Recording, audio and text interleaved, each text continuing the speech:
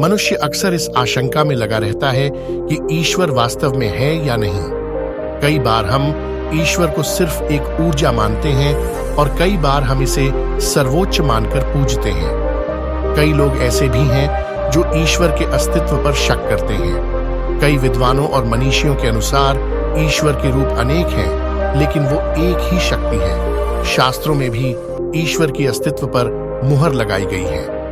बौद्ध धर्म की स्थापना करने वाले गौतम बुद्ध ने मानव जाति को अपने ज्ञान से जीवन जीने का तरीका सिखाया था। ईश्वर के अस्तित्व पर भी बुद्ध ने ज्ञान दिया था।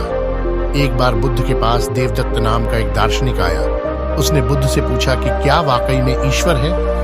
बुद्ध ने जवाब दिया, क्या वाकई में तुम्हें जानने की इच्छा है कि ईश्वर है या नहीं, या फिर तुम ऐसे ही पूछ रहे हो? देवदत्त ने आश्चर्य से देखते हुए कहा कि नहीं, मुझे सचमुच जानना है। मैं हजारों मील की यात्रा कर इस प्रश्न का उत्तर जानने आया हूं। देवदत्त को लगा कि बुद्ध उसे गंभीरता से नहीं ले रहे, तो उसने गुस्से में कहा कि मैं इस सवाल के जवाब के लिए सब कुछ दांव पर लगाने को तैयार हूं। हालांकि मैं ऐसा सोचकर नहीं आया था। मुझे चुनौती मत दें। मैंने कई विद्वानों से इस प्रश्न का जवाब मांगा, लेकिन कभी मिला नहीं। बुद्ध ने कहा, मैं किसी को चुनौती नहीं देता, ये मेरा कार्य नहीं है। अगर तुम्हें अपना उत्तर चाहिए तो 2 वर्षों के लिए चुपचाप मेरे पास बैठो। इन 2 सालों में तुम्हें कुछ नहीं बोलना होगा, कोई प्रश्न नहीं करना है। यदि किसी तरह की जिज्ञासा भी हो तो उसका उत्तर नहीं मांगना। जब तुम्हें 2 साल मौन रखे हुए हो जाए तो उसके बाद मैं तुमसे पूछूंगा। तब तक यदि तुम्हारी जिज्ञासा ऐसी ही बनी रही तो अपना सवाल पूछना। देवदत्त बुद्ध की यह बात सुनकर थोड़ा घबराया। उसे लगा कि जान देना तो आसान है, लेकिन 2 साल मौन बैठना मुश्किल है। परंतु उसने बुद्ध की इस शर्त को मंजूर कर लिया। उसने जैसे ही बुद्ध की इस शर्त को माना, दूसरे वृक्ष के पास बैठा एक साधु जोर जोर से हंसने लगा। देवदत्त ने फौरन पूछा, तुम क्यों हंस रहे हो? साधु ने कहा, जैसे तू आज फंसा है वैसे मैं भी फंस चुका हूं। मैं भी कुछ पूछने आया, लेकिन इन्होंने कहा 2 साल चुप रहो, फिर जो पूछना हो पूछ लेना। लेकिन 2 साल बाद मेरे पास कुछ पूछने को बचा ही नहीं, इसलिए तुझे चेतावनी दे रहा हूं कि जो कुछ पूछना है अभी पूछ ले। बुद्ध ने इन दोनों की बातें सुनकर कहा, देखो, मैं 2 साल बाद भी अपने वादे पर रहूंगा।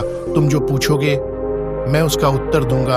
अगर नहीं पूछोगे तब भी तुम्हें याद दिलाऊंगा कि कुछ पूछना है तुम्हें। देखते देखते 2 साल बीत गए। समय गुजरने के बाद बुद्ध ने कहा, देवदत्त उठ, तुझे जो पूछना है पूछ ले।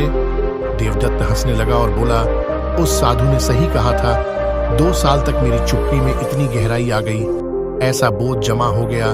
ध्यान लगाया, विचार धीरे धीरे खो गए। वर्तमान में डुबकी लगाई और फिर जिस ज्ञान की प्राप्ति हुई उसके लिए मैं आपका धन्यवाद करना चाहता हूँ। अब मेरे मन में कोई सवाल नहीं है। महान ज्ञानियों, साधु संतों ने कहा है कि जिस सवाल का जवाब हम जीवन भर दुनिया में ढूंढते हैं, वास्तव में उसका हल शून्य से मिलता है, और यही उत्तर परमात्मा है। प्रत्येक मनुष्य ईश्वर का अंश है और वो हमारे अंदर ही छिपा बैठा है। जब हम खुद में झांकते हैं तब पता लगता है कि वो अंदर ही है। मौन की अवस्था से पहले हम पूछते हैं कि परमात्मा कहाँ है, लेकिन विचारों की शून्यता और ध्यान की गहनता के बाद हम कहते हैं कि परमात्मा कहाँ नहीं है। जीवन न तो व्यर्थ है और न ही सार्थक है।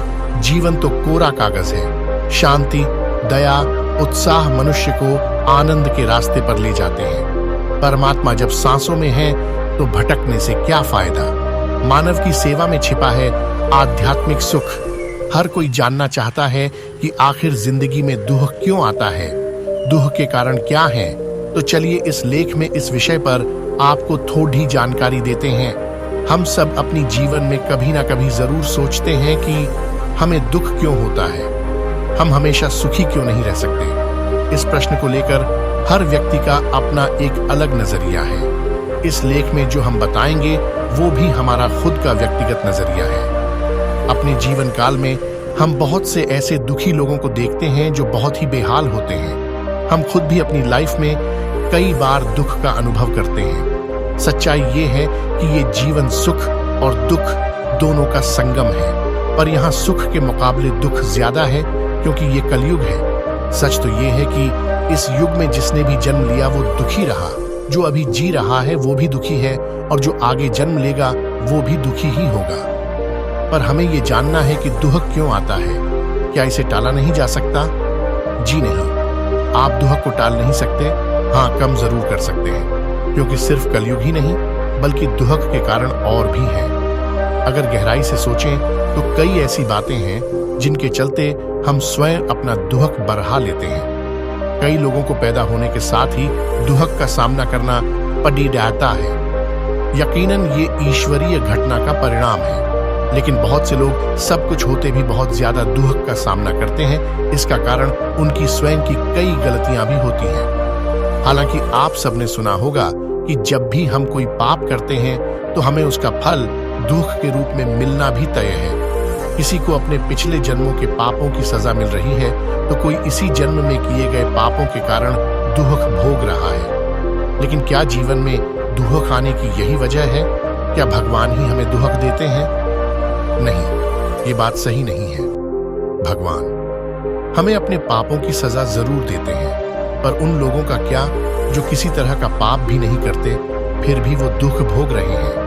ऐसा पता है क्यों होता है? खुद के गलत फैसलों से भगवान शायद हमें सुख और दुख बराबर ही देता है, लेकिन हम अपने कर्मों और फैसलों के द्वारा दुख को काफी ज्यादा बढ़ा लेते हैं।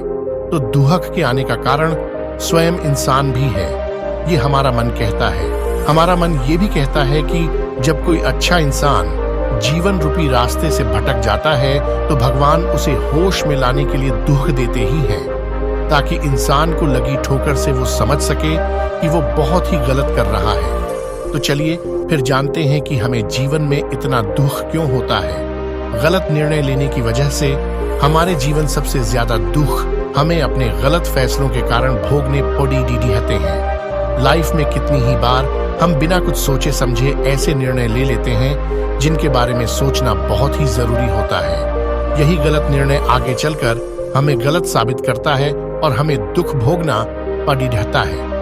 भगवान श्री कृष्ण ने एक बात कही थी कि कदम उठाना तो बहुत ही बड़ी चीज है। आप बोलने से पहले भी सोचें। अगर आप ऐसा नहीं करेंगे तो आपको जीवन में कई बार दुखों का सामना करना पड़ी रहेगा। पैसे से अत्यधिक प्यार। कलयुग में हर व्यक्ति के हर समय दुखी रहने का सबसे टेढ़ा कारण पैसा है। व्यक्ति पैसे के चक्कर में अपने माता पिता और सगे संबंधी सबको भूल चुका है। पैसे ने भाई भाई में आपस में दुश्मनी पैदा कर दी है। ऐसे में भला व्यक्ति दुखी नहीं रहेगा तो क्या सुख भोगेगा? जीवन में सुख अपनों की वजह से आता है, आपसी प्रेम से आता है, लेकिन वही अपने अब पराये हो चुके हैं और एक दूसरे के लिए षड्यंत्र रच रहे हैं।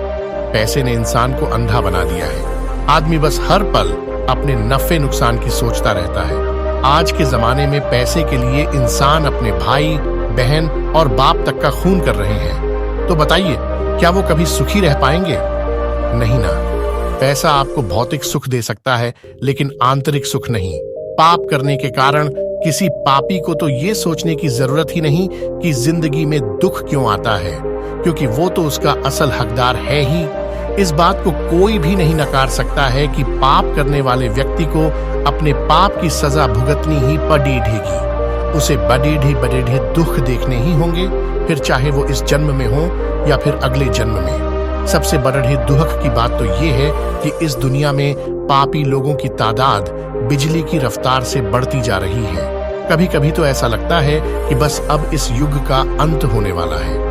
ऐसा महसूस होता है कि कभी भी इस धरती से इंसानियत खत्म हो सकती है, क्योंकि इंसानों में अब इंसानियत बची ही कहाँ है। यहाँ लगभग हर व्यक्ति किसी न किसी रूप में पाप कर रहा है।